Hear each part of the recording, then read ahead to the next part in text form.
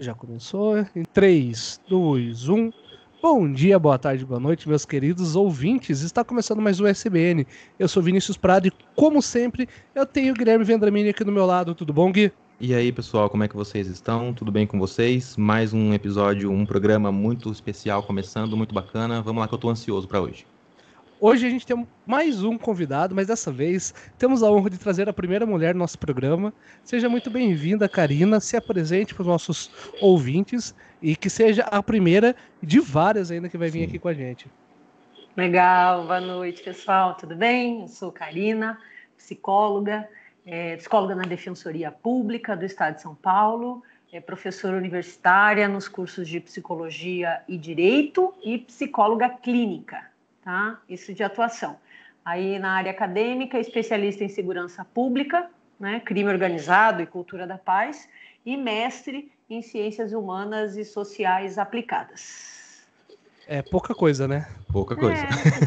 Muito currículo pequenininho. Já fiquei intimidado aqui. Mas, Karina, vamos. Por que a gente trouxe aqui hoje, né? Pra gente também colocar em contexto um pouco o seu convite ao programa. Eu com o Guilherme, esse dia a gente saiu tomar uma cerveja e a gente começou a conversar. A gente só fala sobre podcast agora, tá? Basicamente é tudo que a gente vai fazer daqui pra frente é o que a gente conversa. E surgiu o assunto sobre a Ferrer, né? A Mariana Ferrer, que você até fez um vídeo sobre isso. E a gente começou a perceber que se a gente fosse abordar assuntos relativos à mulher, seria um pouco de. Não é o nosso lugar de fala direito, né? Então a gente resolveu trazer você aqui para a gente começar a trabalhar um pouquinho. A gente vai falar sobre estrutura familiar, socialização, sexismo, vamos falar sobre machismo estrutural, ai que palavra feia, estrutural, e como a gente pode combater esses males que já assolam a sociedade de uma forma que assola ainda mais as mulheres, né? Nós homens não somos vítimas, nós somos os algozes dessa situação. E queríamos trazer hoje alguém com um currículo igual ao seu para falar um pouco sobre. Então, novamente, seja bem-vinda e o programa é seu. Obrigada. Ó, vamos começar, então, pelo começo de todas as coisas do ponto de vista das relações sociais, né? Na psicologia social, na sociologia, a gente fala que a gente vai se tornando um ser social, primeiro em contato com outras pessoas, né? Então, o primeiro grande grupo social que a gente frequenta é a família. Então, nós nascemos numa família, ou a representação que tenhamos de família, e é nessa família que nós aprendemos, né? Apreendemos como a gente deve viver em sociedade. Desde é aqui que você faz xixi, você come dessa forma, não põe a mão aí, mastiga de boca fechada. Todas essas regras sociais, das mais simples, né, até as mais essenciais, como, por exemplo, se alimentar, né, aprender como você se alimenta fora do seio materno, tudo é passado inicialmente no primeiro grupo que a gente frequenta, que é a família. O segundo grupo que a gente frequenta, que é o que a gente chama de socialização secundária, geralmente é a escola. Ainda hoje, nos tempos de hoje, esse segundo grupo é a escola. Então, a gente recebe lá um conjunto de regras que a gente vai assimilando no núcleo familiar, e a primeira vez que esse conjunto de regras vai ser posto em xeque, no sentido de que eu chegarei na escola e eu terei um universo de outras crianças que virão com a sua socialização primária também, né? Ou seja, também foram ensinados nas suas famílias como a gente faz isso, faz aquilo. Então, nós temos a minha vivência, a tua vivência e mais a vivência escolar, que vai trazer mais um conjunto de regras e de convivência ali. Nessa família e nessa escola, uma das coisas que a gente recebe nesse kit de socialização são as questões que estão postas no sexismo. O que é sexismo, né? O sexismo é esse conjunto de regras, né, que diz isso é coisa de menina e isso é coisa de menino. Né? E o que a gente tem aí nesse suposto kit regras sociais que compõem o sexismo? Então, assim, a gente está sendo socializado em família ele está sendo socializado na escola, e as questões típicas de menino e de menina, elas já estão sendo passadas para nós desde a concepção. A família já imagina, planeja, constrói psiquicamente, né? Como vai ser aquele ser que virá ao mundo, né? Como vão ser as características. Se vai ser um menino, eu vou construir um conjunto de expectativas. Se vai ser uma menina, eu vou construir outro conjunto de expectativas. Então, desde antes dessa criança nascer, ela já está sendo construída no imaginário dos pais e das suas famílias, né? E esse kit sexista, coisa de menina, coisa de menino, essas regras, elas já estão sendo construídas no próprio imaginário dos pais. Quando essa criança nasce, vai começar essa socialização para o gênero.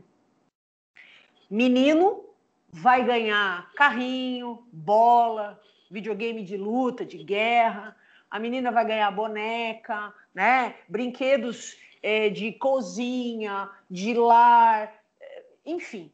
Hoje nós temos, claro, nós temos todo um apelo para que esses brinquedos sejam pensados de uma outra, mas via de regra isso ainda se dá dessa maneira, né? Deus o livre você vê um garoto brincando com uma boneca. Até os heróis dos desenhos animados são pensados que para os meninos sejam heróis homens e para as meninas sejam as heroínas mulheres, né? Então tudo isso vai construindo a identidade das pessoas dentro desses parâmetros de regra. O que acontece? Negar a existência de diferença entre o gênero masculino e feminino é algo que seria meio irreal, porque existem diferenças. A grande pergunta é, essas diferenças são diferenças naturais ou elas são diferenças impostas, né? Porque o que a gente vive hoje na nossa sociedade, cada dia mais intensificado, é uma lógica adversarial entre os gêneros, né? Não são homens e mulheres, mas é a ideia de que seriam homens contra mulheres e mulheres contra homens. E essa é uma lógica adoecedora para as mulheres e para os homens também, né? A gente não vive numa lógica de adversariedade. Por quê? Porque o que está posto aí? O que está posto é a desigualdade entre os gêneros. E esse é o conceito de machismo, né? O conceito de machismo é a ideia de que o homem é superior à mulher em diversos aspectos. Eu não estou falando de diversidade da manifestação dos gêneros. Eu estou falando de superioridade de um gênero sobre o outro. Então, esse é um dos motivos pelos quais a gente não fala que feminismo é o oposto de machismo. Porque o feminismo busca igualdade de direitos, respeitando a diversidade entre homens e mulheres. Porque há. E o machismo, ele prega a superioridade do homem sobre a mulher. Então, eles não são os dois lados de uma mesma moeda. É o contrário, né? O que seria posto para o machismo seria, talvez, algo entendido como femismo, que seria a superioridade do feminino sobre o masculino. E o feminismo não fala disso. Ele fala, olha, tá vendo todo esse negócio que diz que a gente tem que ser recatada, que a gente tem que ser quietinha, que a gente não pode chamar muita atenção, que a gente não pode usar roupa curta, não pode ser muito assanhada, porque senão a gente está dando mole, e isso não é coisa de mulher direita. Em contrapartida, a gente escuta o nosso pai dizendo, levei o fulano na zona, perdeu ontem o cabaço. Vocês não escutaram isso? Isso é uma coisa que a gente escuta. Então, o que acontece? Nem sei se a gente pode falar desse jeito, mas enfim... Claro. Né? Fica à vontade. Vamos ser realistas, né? Sim, sim. E essas são coisas que vêm no kit sexismo, né? Só que o que acontece? Brincando assim, até parece folclórico, mas nesse você tem que ser recatada e quietinha, a mulher é ensinada a sofrer calada várias questões. Se o teu chefe te assediar, tu tem que tomar cuidado para não perder teu emprego. Então, não seja hostil, não vai dar mole, até porque tu é uma mulher casada, isso não é coisa de mulher direita. Mas tente dar uma resposta delicada, mas não demora. Então, a gente é socializada para sempre pensar em agradar ao outro. E esse outro é o masculino. Né? Quer dizer, eu canso, por exemplo, de ter casos lá na defensoria em que a gente atende mulheres vítimas de assédio sexual no trabalho, né? Que estão em sofrimento intenso psíquico, mas que não sabem como lidar. E aí, quando elas vão reportar isso a um superior, o que vem? Vem essa estrutura machista que diz, olha, não, mas veja bem, não é bem assim, né? Foi só um galanteio, foi só... Então, a gente tem sempre... E aí, uma ponta mais delicada da culpabilização da vítima. O caso da Mariana Ferrer, a gente que trabalha na justiça, aquilo ali que o advogado fez, o juiz e o promotor, a postura deles, para nós não é novidade.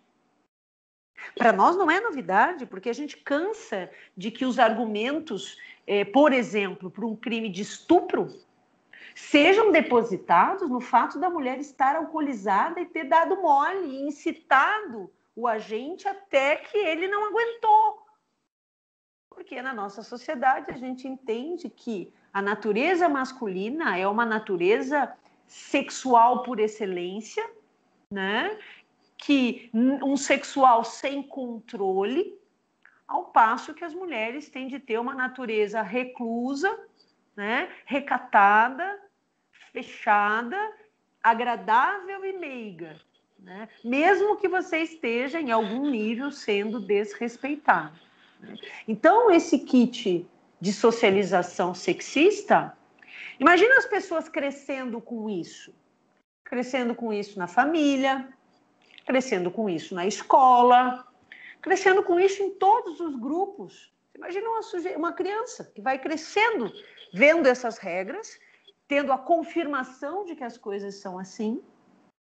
O quão difícil é que a gente perceba, faça com que o homem perceba que dentro dessa sociedade ele está num lugar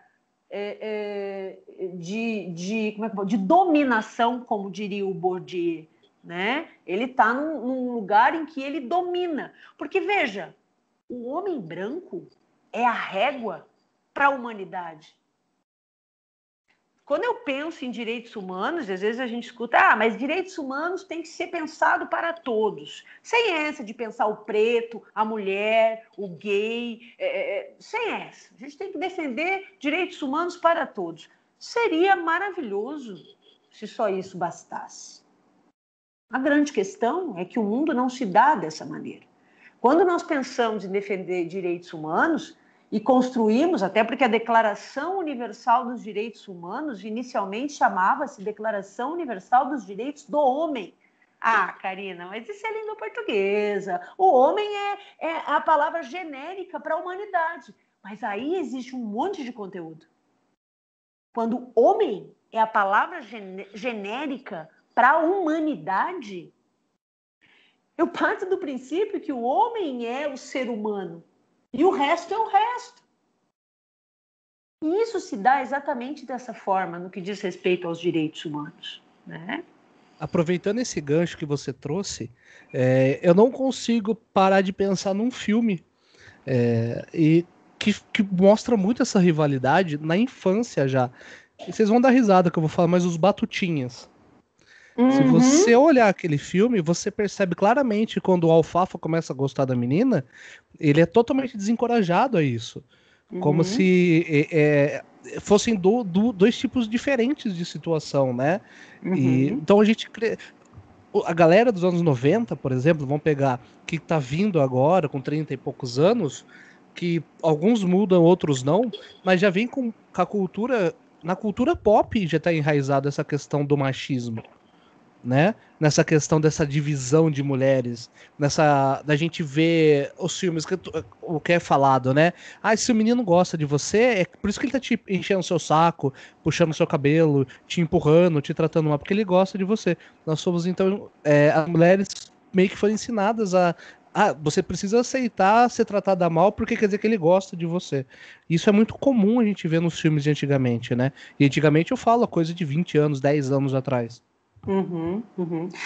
Essas questões, Vinícius, elas falam justamente dos aspectos de socialização, entendeu? É assim que se dá a relação entre masculino e feminino, né? Esse tá aqui, esse é o parâmetro, que é esse parâmetro adversarial. Na verdade, o adversarial ele se insurge quando a mulher começa a dizer não, né? Porque aí começa o embate. Historicamente, eu não estou falando de agora, eu estou falando de toda uma história feminista que começa em década de 50, 60, com as ondas do feminismo e tudo mais.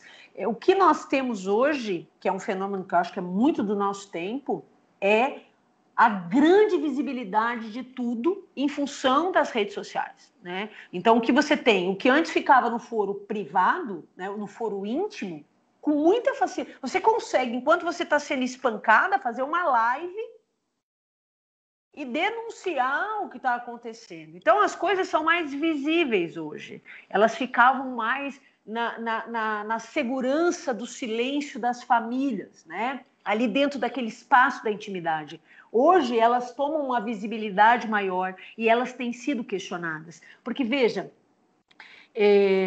esse mesmo kit sexismo, né, que diz que meninos vestem azul e meninas vestem rosa, tem no extremo oposto dessa escala a ideia de que um homem pode matar uma mulher porque ela é sua propriedade, no sentido de que se ela não continuar comigo, ela não vai ficar com ninguém, né? Eu canso de atender casos dessa natureza, inclusive casos já com feminicídio, que a gente acompanhou a mulher, colocou à disposição um acolhimento institucional para ela preservar a vida e ela foi assassinada, né? Então, parece mimimi, que essa é uma expressão muito utilizada hoje em dia, geralmente por pessoas que ignoram, porque quando você é inserido nessas discussões, você não tem mais coragem de pensar, você não consegue mais pensar dessa maneira. É algo, se você se propõe a de fato entender esse assunto, você não consegue mais, você vai entrar em conflito, e é esperado, né? Um certo desconforto é necessário para a gente repensar isso aqui, porque isso aqui aconteceu com você, com o Guilherme, aconteceu com o Vinícius, aconteceu comigo, a Karina. A gente foi criado nessa lógica, a gente foi, e nós temos comportamentos que são, porque isso aqui, gente, isso aqui é raiz muito profunda. É raiz muito profunda. Então, por isso que a gente diz, sociedade brasileira, ela é estruturalmente machista e estruturalmente racista. Quando a gente diz que ela é estruturalmente machista, se o Brasil fosse um edifício, o machismo estaria nas fundações. O vergalhão, o cimento, a brita, sei lá o que vai numa viga de fundação, seria de machismo. Todo o resto, todas as outras regras que se desenvolvem, que a gente assimila, vêm ancorados nessa estrutura machista. Então, quando eu penso em trabalho, ele vai ser repleto de nuances machistas. Prova está que hoje ainda as mulheres ganham, em média, de 20% a 30% menos que os homens, nas mesmas funções. Quanto mais complexa a função, menos nós ganhamos em face do homem. Então, se eu for uma CEO de uma multinacional, eu vou ganhar 30% a menos do que o meu colega CEO dessa multinacional ou de outra multinacional. Então, isso está encrostado, isso está posto na sociedade, né? Outra coisa, a mulher sai com uma roupa curta. Todo homem se sente no direito de olhar para aquele corpo como sendo um corpo que está ali para ser olhado, no mínimo olhado, né? E ainda com aquela ideia de que você tem que achar bom a invasão do seu corpo por um olhar que você não deseja, né? Não estou falando de homens e mulheres se desejando mutuamente, que beleza, você quer e eu quero. Não é disso que eu estou falando.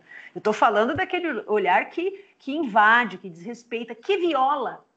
e que é o precursor de outras condutas, né? Quer dizer, nós temos aí, quer ver, ó, em média, antes de chegar na parte bem de dados mesmo, 10 estupros coletivos por dia.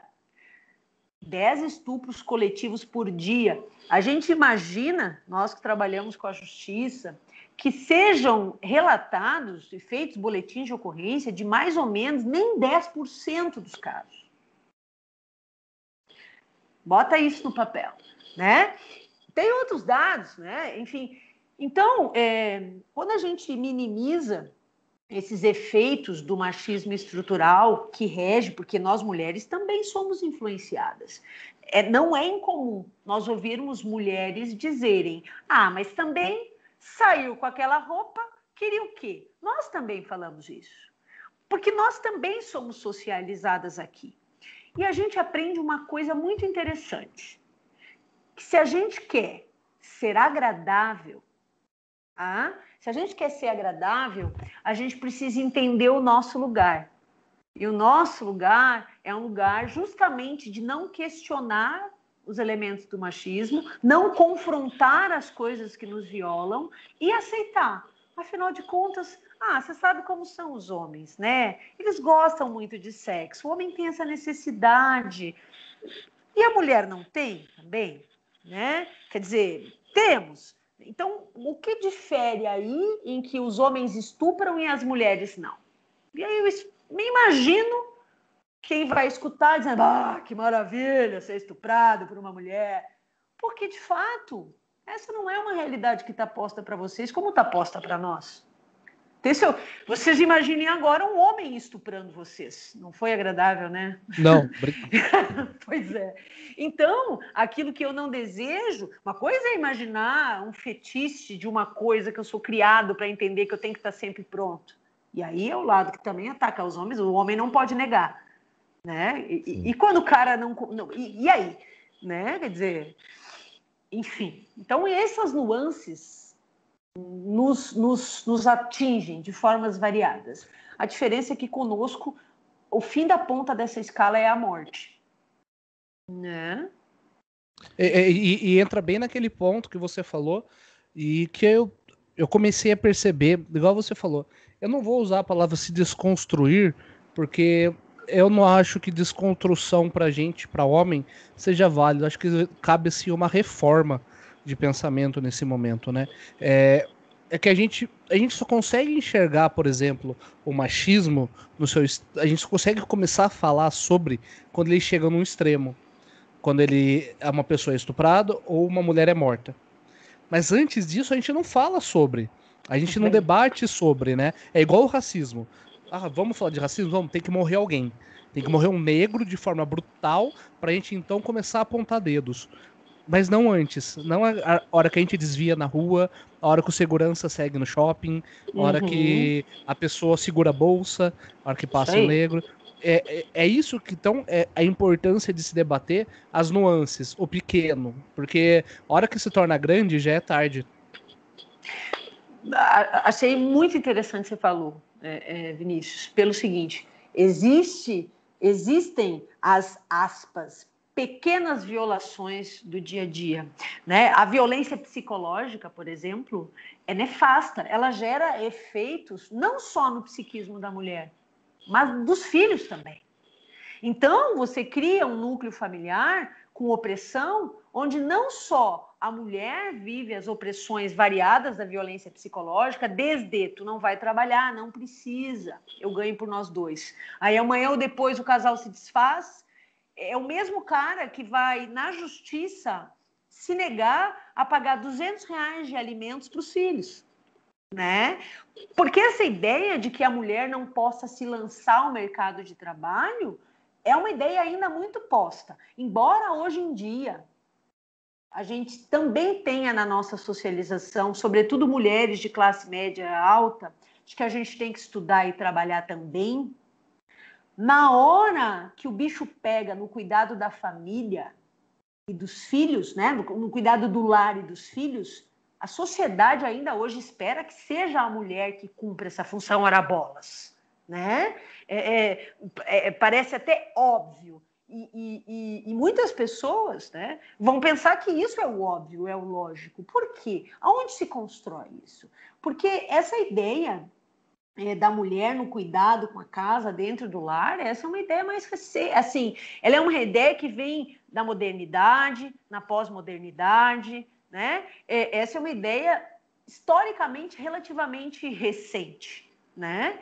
E embora hoje no kit socialização as mulheres também recebam esse kit, tá, mas tu tem que estudar e tu tem que trabalhar, mas na hora do vamos ver, todos, inclusive as próprias mulheres, pensam que é mais lógico, a grande maioria delas, que elas abram mão das suas carreiras para poder se dedicar melhor aos filhos.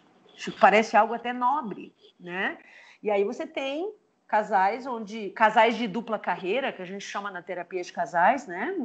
Nas terapias de família, casais de dupla carreira, onde ambos investem nas suas carreiras em pé de igualdade, né? São os casais de dupla carreira. Você tem um número muito maior de mulheres que abandonam, mesmo estando em cargos altíssimos, em prol dessa prole, né? Não se pensa a solução de uma divisão igualitária, mesmo que a mulher ganhe mais.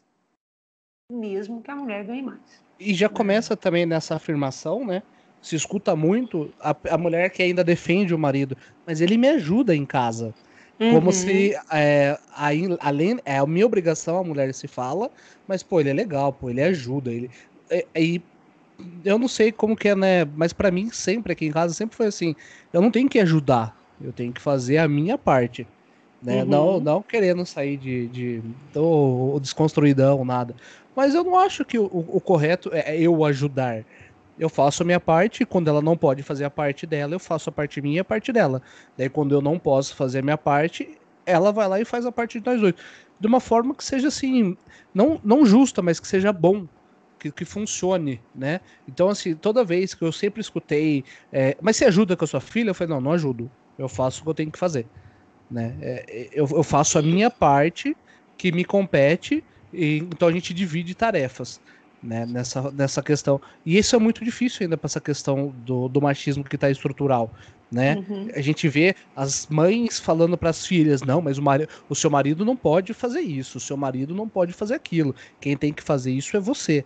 Eu escutei muito isso, minha esposa escutou muito isso, igual, por exemplo, eu tenho uma filha, né? Tem gente que acha um absurdo eu dar banho nela, nessa questão. Mas, poxa, eu sou o pai dela, eu vou dar banho na minha filha, eu que dou banho nela, é a minha função. Sempre foi desde quando ela nasceu até agora.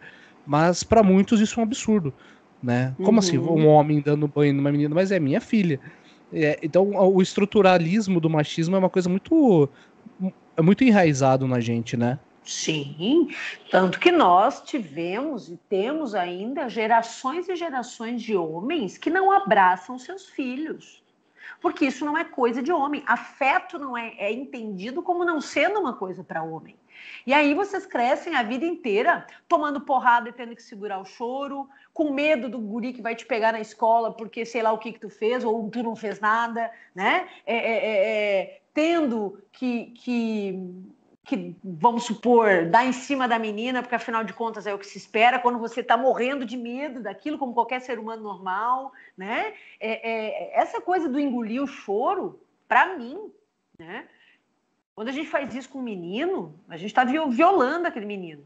Porque é como se você dissesse assim, pega tudo isso que você sente, porque todos sentimos, somos humanos, e engole isso. E já te aviso, vai ser assim a vida inteira. E te digo mais, tu tem que cuidar das mulheres da casa. O que um menino vai entender que é cuidar das mulheres da casa?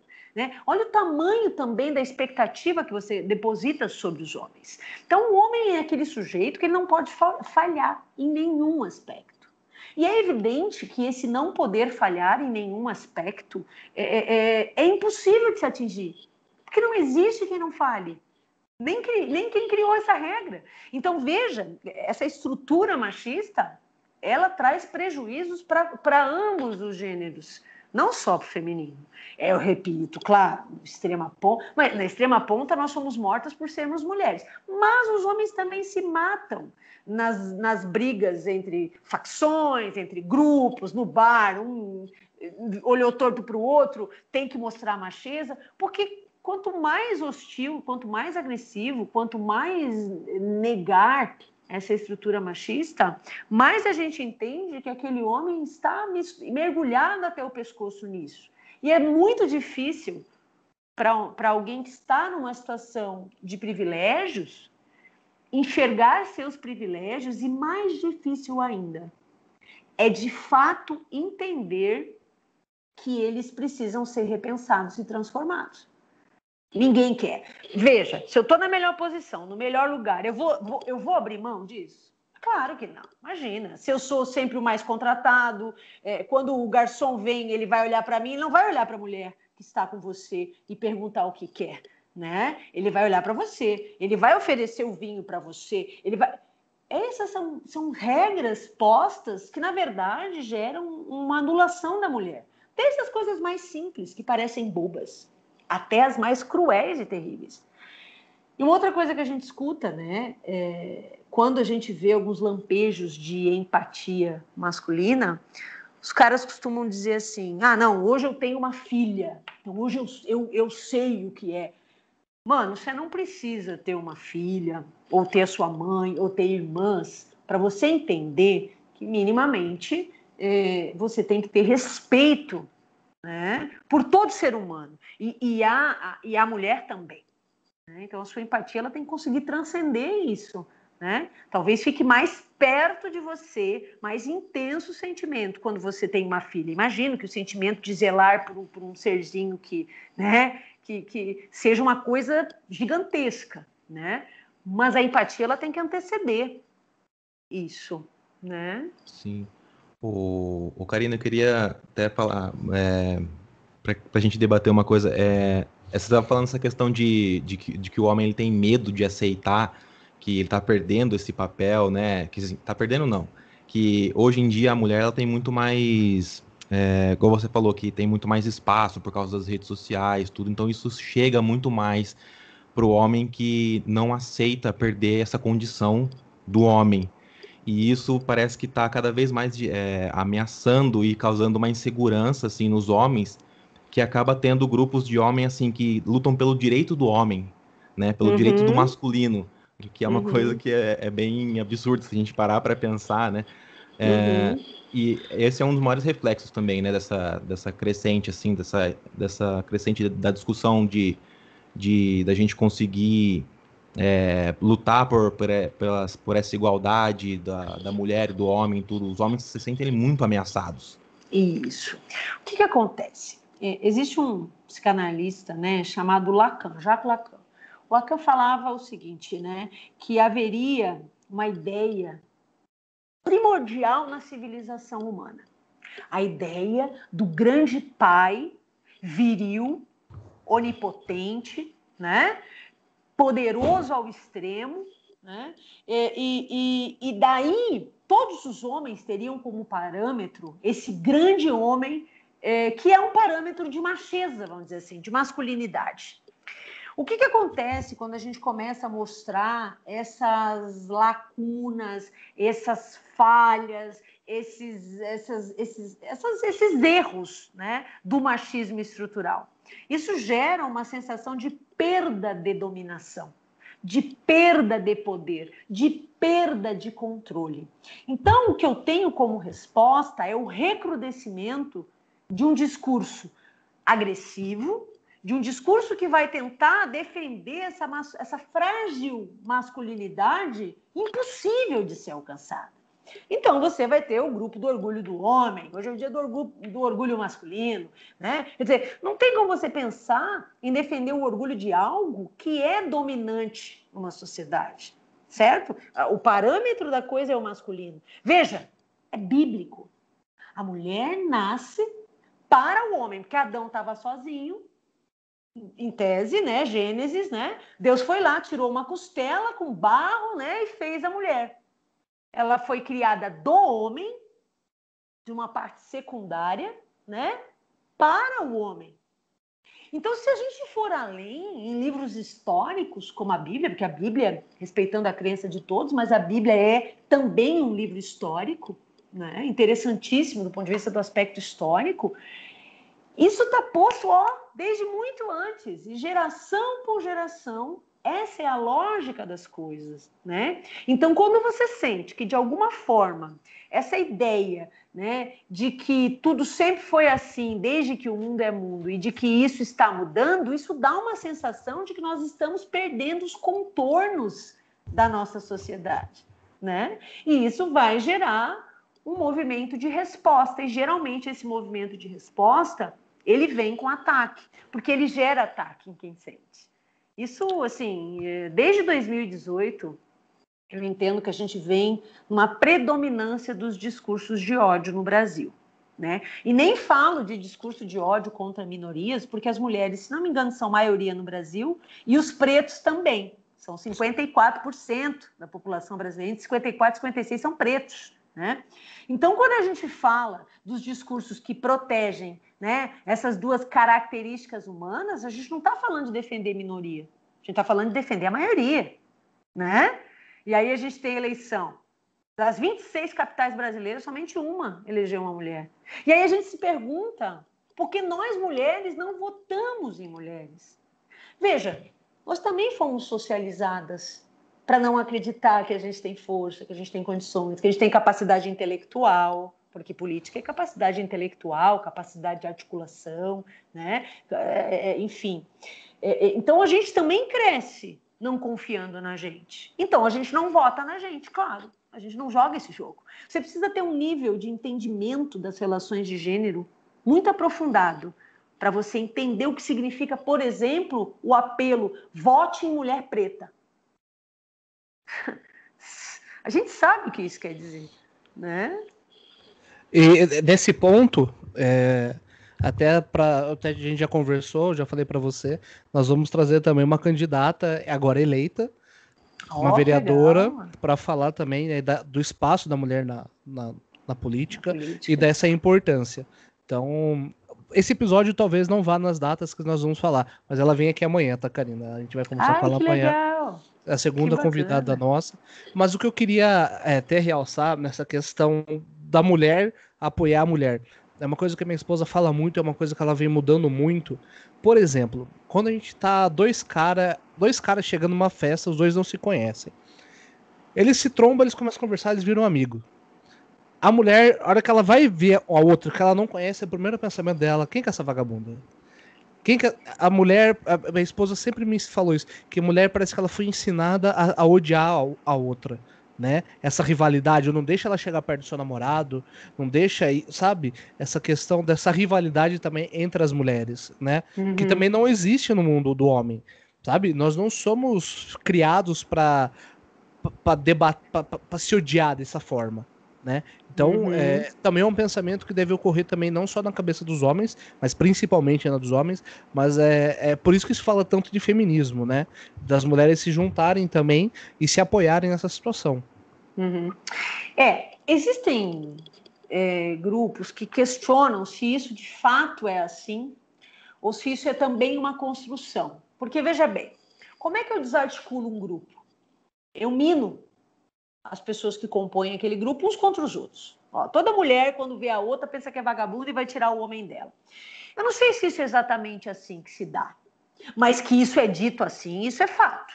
Isso é dito assim, isso é fato, né? O que a gente vê hoje, muito forte, quanto mais a mulher vai entendendo dessa relação de gênero, mais ela vai entendendo que ela não tem na outra mulher uma adversária em tentativa de disputa do tão importante homem, né? Ela vai se dando conta que existem outras coisas importantes, né? E, de fato, é bacana ter alguém, é bacana não ser só, para quem entende assim, mas que nós não temos de nos odiar por causa disso. Porque daí a medida de todas as coisas segue sendo o homem. Então a mulher tem que se odiar porque ela tem que achar a outra menos bacana, menos bonita, porque ela está chamando mais atenção dos homens.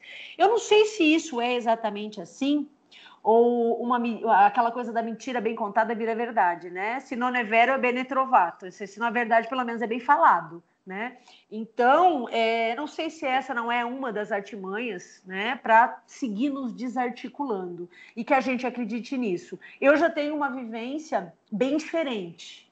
Eu tenho uma vivência de um grupo grande de mulheres, muitas delas nem se entendem como feministas, mas estão sendo introduzidas numa reflexão de gênero ao ponto de, veja bem, se eu fui comprar um carro ano retrasado, eu queria uma vendedora mulher, eu queria a comissão para uma mulher, certo? Eu vou comprar uma casa, sei lá, eu quero uma corretora mulher, porque eu quero que o dinheiro da mulher vá para a mulher, certo? Os pretos têm feito isso no movimento antirracista. Vamos nos unir, nos fortalecermos enquanto grupo, né? Angela Davis, a grande militante feminista, uma papisa do feminismo antirracista, ela é uma mulher preta. Até tem o HQ dela que eu mostrei para ti, né, Vinícius? Maravilhoso, conta a história dela, foi do Panteras Negras, veio no Brasil ano passado. Ela diz, a gente tem que ser... uma sobe e puxa a outra. Esse é o lema. Uma sobe e puxa a outra. O que isso quer dizer? É evidente que isso não gera simpatia nos homens, de uma forma geral. Porque gera a ideia de, agora é um protecionismo. Mas quando o cara chega na festa, troca ideia com o outro e vira amigo, e entende que as mulheres se odeiam porque uma acha a outra vagabunda, aí também há um arrebanhamento, há um código de ligação, de ética, sei lá o quê, entre o gênero masculino. Então, por que nós não podemos pensar, dentro desse tecido social, que eu possa, e falando de capitalismo, eu posso entregar o dinheiro fruto do meu trabalho na mão de outra mulher que está trabalhando? Essa é uma reflexão muito, muito tida hoje nos movimentos feministas. Eu sei que ela não é simpática, eu sei que ela gera desconforto, mas ela é um ponto de mudança. Veja, não seria inteligente de parte de uma mulher, que ela, entendendo como se dá esse jogo, ela jogasse no tipo contrário ao dela, no time contrário ao dela. E aí eu vou esclarecer uma coisa, não é o time do homem e o time da mulher, é o time da igualdade de direitos e o time do machismo. Esse é o outro time. Porque o que a gente costuma dizer, né? E eu digo muito isso. Nós não queremos uma sociedade sem homens, né? Todas nós, mulheres, se fizermos aí, bota num caderninho quantos homens você ama, eu faço uma lista enorme, né? O que a gente quer é uma sociedade com homens respeitosos, que de fato entendam que isso não é frescura, que não é mimimi, que pulem aquela primeira fase, ai que saco, isso de novo, que pulem, porque dá esse desconforto quando você é introduzido numa reflexão nova, sobretudo se você está num lugar de privilégio. Mas a gente tem que pular passar essa primeira fase, e aí a gente vai conseguir enxergar o mundo com esse olhar que de fato a gente tem que ter. E quais seriam os primeiros passos para a sociedade começar a perceber que não é homem contra mulher, mas é tentando de uma forma mais abrangente em erradicar o machismo da sociedade? Qual que é os primeiros passos que a gente deve tomar como sociedade, não como homem, como mulher, mas como humanos, não como homens, mas como humanos? Sim. Eu entendo que a gente cometeu um erro muito grande há um tempo atrás, em âmbito de política federal e estaduais e em alguns municípios, que é proibir a discussão de gênero nas escolas. Então, porque a gente é a tal ponto moralista, arcaico e quer negar a realidade da humanidade no momento, sobretudo da sociedade brasileira, a gente não quer falar de gay e lésbica. Então, porque a gente não quer falar de gay e lésbica, a gente não fala de nada que tenha a palavra gênero. Porque vai pregar ideologia gaysística. Bom, primeiro que isso não existe. Ideologia se estabelece quando eu tenho um discurso dominante, com poder, e ele emana regras para os que são dominados. Os LGBTs não dominam nada na sociedade. Nós somos exterminados, mortos, estuprados corretivamente, espancados quando demonstramos o amor. Então, a gente não é grupo dominante. Logo, não pode haver uma ideologia gaysística, como se diz, né? Não pode haver. Tecnicamente, isso não existe. Então, essa ideia já é errada de saída. Então, porque a gente não quer falar de gay e lésbica, a gente não fala de nada que envolva nem homem e mulher. Então, na escola, a gente não pode falar sobre isso, a gente não pode educar as crianças sobre relações de gênero, a gente não pode tocar nessas histórias, a gente não pode ouvir o que ocorre nos lares. E nisso, a gente não ensina nem o que é um toque permitido, o que é um toque proibido, por exemplo, de uma criança que pode estar sendo violentada sexualmente. E quando a gente vai falar de gênero, de sexo, né, desse leque grande, a gente não fala disso e a gente desprepara as gerações futuras. Como é que a gente vai pensar num futuro melhor, num tempo mais ágil, se nós não preparamos a sociedade para que isso se transforme? E aí o que a gente tem? A cada 7 horas, uma mulher sofre feminicídio, né? O Brasil é o 5º lugar no ranking de feminicídio no mundo, um ranking que tem 84 países, tá? Uma mulher sofre violência doméstica a cada 2 minutos. A cada 2 minutos, uma mulher apanha dentro da sua casa. São 180 estupros por dia no ano de 2019. E isso deve ser mais ou menos, se muito, 10% do número de casos que ocorrem por dia. Então, seriam, no mínimo, 1.800 estupros por dia no Brasil. Uma menina de 13 anos é estuprada, de até 13 anos, é estuprada a cada 15 minutos no Brasil. 53,8% das pessoas do sexo feminino que são estupradas são meninas até 13 anos. Então, o que eu estou falando está muito longe de ser mimimi, né? O que eu estou falando é uma questão de saúde pública, é uma questão muito complexa, né? Tem outros dados aí, é fácil, a gente acessa. Esses dados são aí do Fórum Brasileiro de Segurança Pública, tá? Que é um fórum que é feito em âmbito federal, conta com dados de todos os estados, então é um veículo oficial de comunicação, né?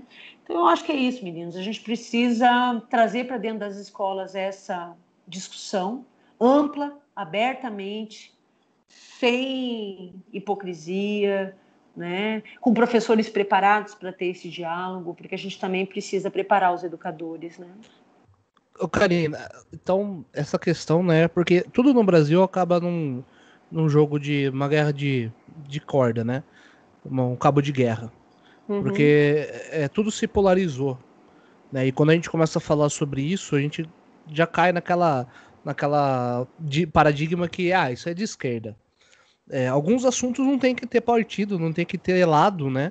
Nessa questão. Porque enquanto a gente começa a debater esquerda e direita, são crianças sendo estupradas, mulheres sendo mortas, que é uma coisa assim, né? Que eu até quero comentar. Tivemos que mudar o termo de homicídio, né?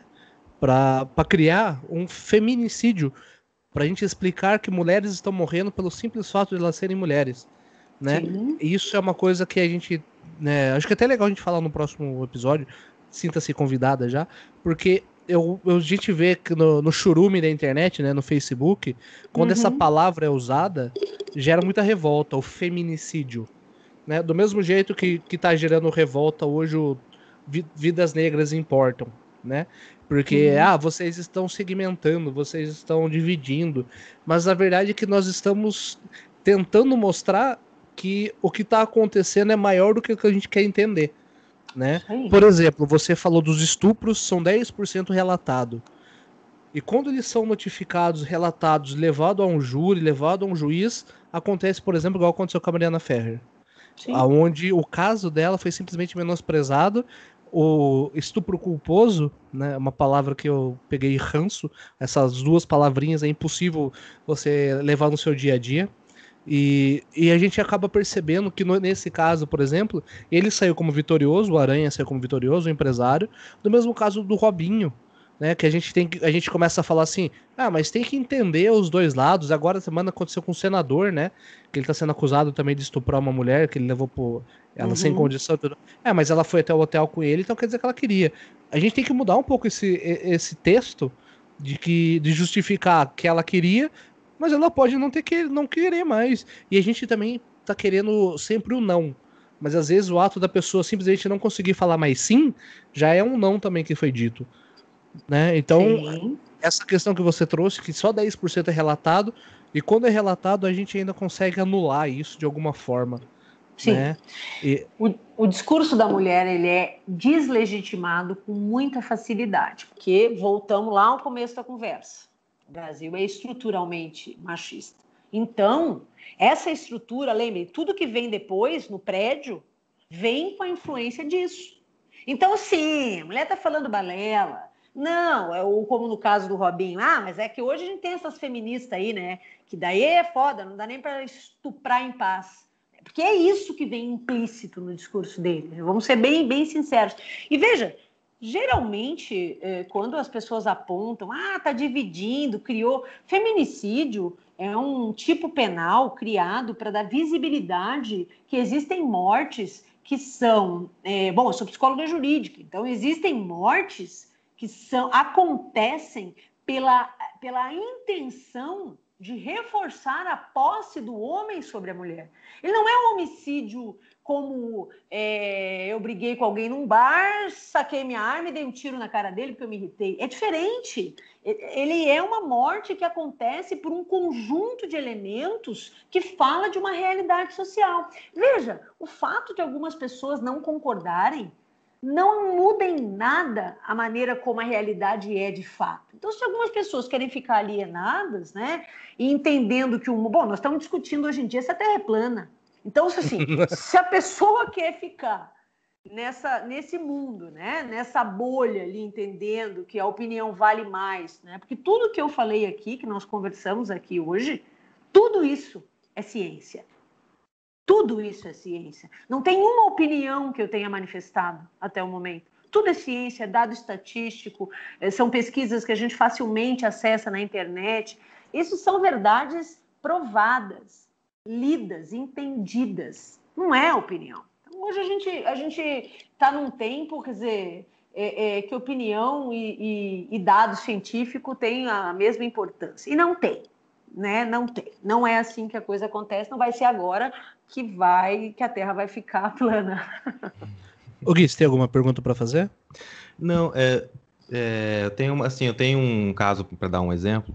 Eu trabalhei por 5 anos numa grande rede aí a nível nacional e a gente percebe como que tá realmente, como que é estrutural no mercado de trabalho, né?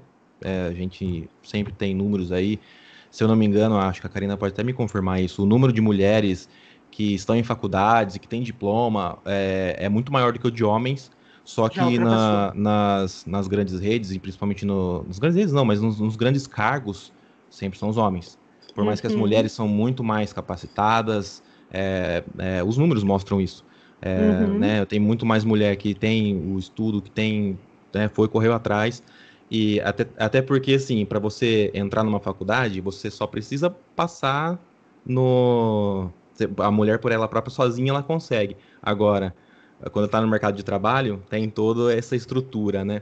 E só para dar um exemplo, eu acho que exemplifica bastante isso.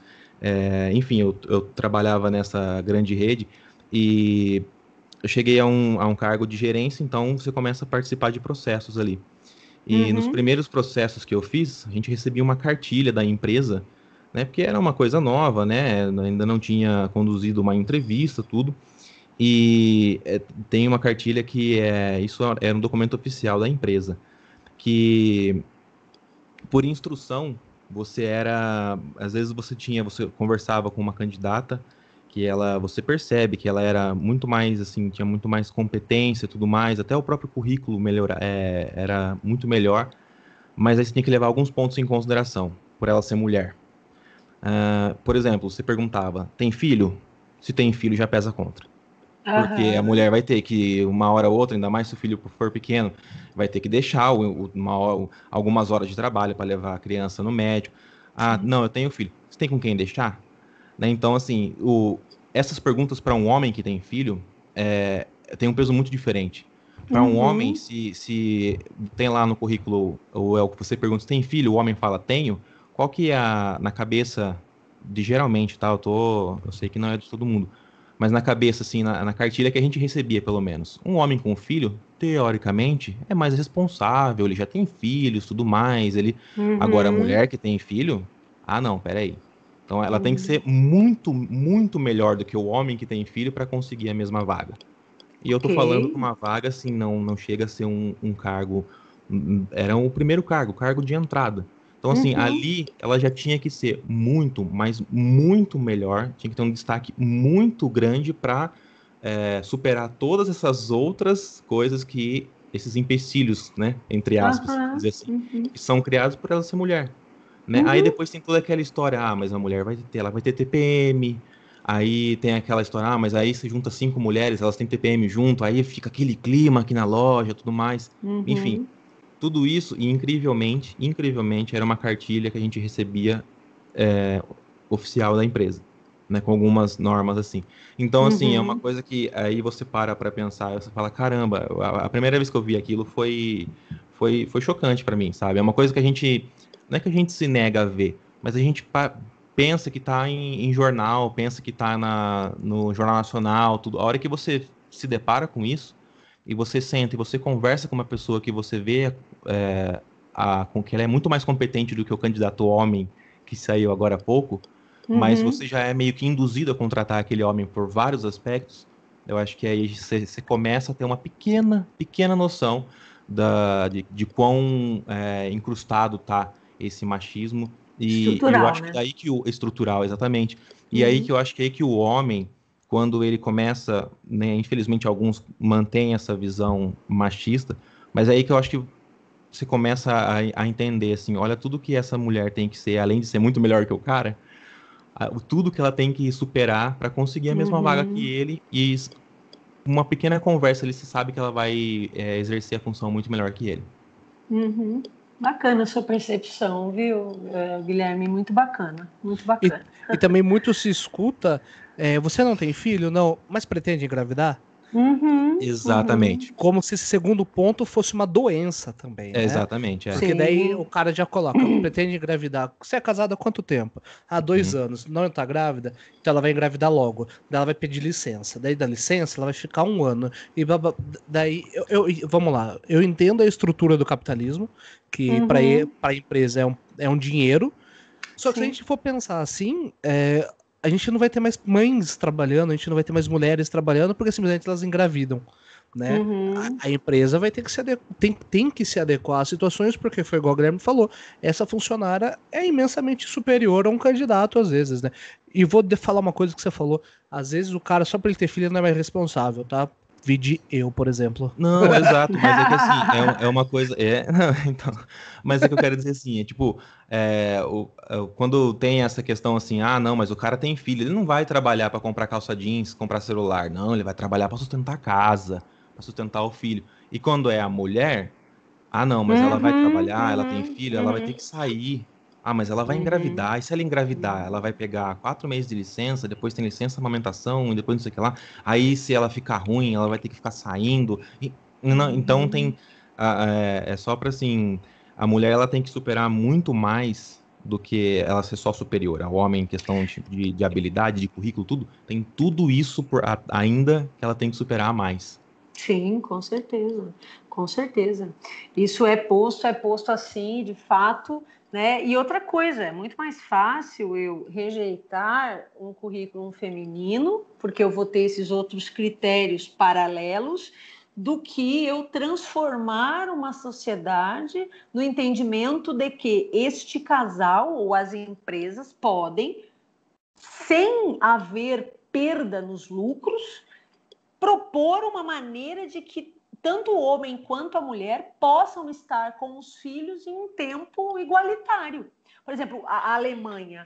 Na Alemanha, a gente teve, há um tempo atrás, um movimento muito potente dos homens migrando para o trabalho em home office e passando um maior tempo com seus filhos. Então, para nós, é muito mais lógico não contratar a mulher, porque se ela tem filho, ela vai se dedicar, ou se ela não tem, ela vai ter logo, né? Então, o filho para a mulher sempre é... E a mulher, e a gente acabou de ver aqui na nossa conversa que por mais que nós sejamos incentivadas na nossa socialização a estudar e trabalhar ainda hoje, na hora do vamos ver, é esperado da gente que a gente assuma isso. Então, veja, essa estrutura, ela é tão complexa que só eu trabalhando intensamente com as futuras gerações desde o início, eu possa assegurar uma mudança estrutural. E isso é uma opinião minha na leitura teórica e na realidade que eu vejo. Enquanto a gente não investir potentemente nas futuras gerações, nós não teremos uma transformação a médio prazo que seja uma transformação significativa. Nós vamos estar sempre lutando para não matarem as mulheres, lutando para considerar a colega profissional só... Porque, veja bem, quando a gente presta um concurso público e a gente tem iguais condições de estudar para um concurso público, nós entramos na mesma proporção, eu vou dizer, no mínimo, na mesma proporção, até para não ficar incitando essa coisa adversarial, né? Mas, assim, nós entramos na mesma proporção. Quando o concurso tem um critério de seleção apenas intelectual. Quando ele inclui fase, que nem para juiz, para promotora, que inclui fase oral, as entrevistas, esse critério que você citou, ele é considerado. Esses critérios outros, que não, nessa cartilha, né, escusa, né? Então, você vai olhar quantos juízes e promotoras nós temos, a gente vai ver que o número de mulheres é muito menor. Aí você pega um concurso como o da Defensoria Pública, que é o órgão que eu trabalho, né, no governo do Estado, você vai ter um número altíssimo de mulheres, que o critério é a prova objetiva. Se eu não me engano, nós temos mais defensoras do que defensores. Eu não posso afirmar isso, mas eu tenho a impressão que sim. Então, veja, quando as condições são postas de fato em pé de igualdade, o que a gente vê, né? Que nem antigamente falava, nossa, mas quase não tem nenhum inventor ou grande cientista na história da humanidade. É óbvio que nós vamos ter meia dúzia de mulheres. Nós não podíamos. É óbvio, fica fácil, né? Fica fácil, nós não podíamos, nós estamos podendo há poucos anos. E ainda muito longe do pé de igualdade. Gente, 1 hora de programa. Eu acho que tem assunto para um segundo, para um terceiro, para um quarto episódio. A ideia do programa não é se estender demais, porque senão os ouvintes começam a se dissipar. Então, Karina, sinta-se convidada a voltar de verdade mesmo. Ficou muita coisa que eu queria perguntar, mas eu não vou, senão a gente vai estender o programa. E não é ideia. Faça seu jabá. Eu sei que você tem seu YouTube. Fale um pouquinho do que você quiser. Deixe esses minutinhos para você encerrar o programa aí, do jeito que você achar que é necessário. Beleza, meninos. Olha, na verdade, eu tenho canal no YouTube, sim, psicóloga Karina Sabedotti, mas lá é um canal onde principalmente são postadas as aulas que eu ministro para os meus alunos, tanto no curso de psicologia quanto no de direito. O que tem vídeos mais curtos é o meu Instagram, né, Karina Sabedotti. O meu Instagram tem vídeos curtinhos, 7, no máximo 10 minutos, com vários assuntos. Então, eu falo eu estudo muito família e casais, né? Como é que se dá, quais são as fases de um casamento, né? Até psicologia coisa para louco. São perguntas e respostas muito simples, que são vídeos para todos. A ideia é disseminar a psicologia no contexto e na vida das pessoas, mas com uma profundidade e com qualidade. Então, quem tiver afim, videozinhos curtinhos, Karina Sabedotti no Instagram ou psicóloga Karina Sabedotti no YouTube. É isso. Karina, queria agradecer a sua presença aqui. Eu acho que hoje eu fiquei bem quieto, porque é bom a gente ouvir bastante. Eu acho que principalmente eu e o Vinícius, né? A gente ainda tem que aprender muita coisa, tem que melhorar muita coisa. É muito gratificante. Foi muito gratificante para mim ouvir você hoje. Ainda tenho muitas perguntas, muitas coisas que eu quero conversar, então já vai ficar aí aberto um convite para uma segunda participação, uma terceira, igual o Vinícius falou. E mais uma vez agradeço demais a sua participação. Foi muito elucidante, pelo menos para mim. Obrigada, meninos. Karina, de fato foi A gente raspou a superfície. Esse lago ainda é muito profundo e não cabe eu e o Guilherme só ficar debatendo. Você é muito bem-vindo aqui. A gente vai te convidar, vai te trazer mais vezes. E muito obrigado pela presença. De verdade mesmo, foi sensacional. E aos ouvintes que chegaram até aqui, muito obrigado pela audiência de vocês. Na descrição desse episódio vai estar o link do YouTube, do Instagram da Karina. Sigam ela, deem esse mérito para uma grande profissional. E obrigado a todos vocês por terem nos ouvido até aqui. E até mais. Tchau. Tchau, tchau. Ei, menino.